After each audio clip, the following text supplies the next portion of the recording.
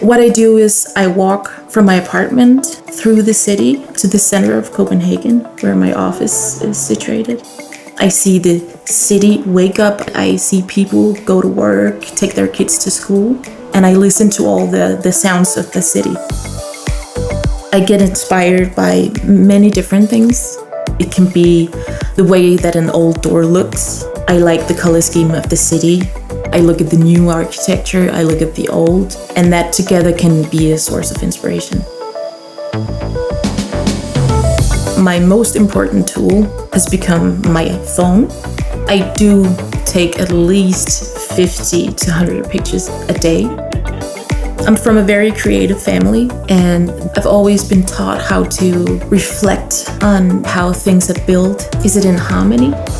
One of the things that makes Copenhagen a very beautiful place is actually that it's very controlled. It's like planned, and I like that. I work in a design company where I'm in charge of textiles and colors. I also look at trends, fashion, design, and interior decoration. I think good design is when the shape, the quality, and the function, when it comes together and it becomes like one unit, that's a good product for me.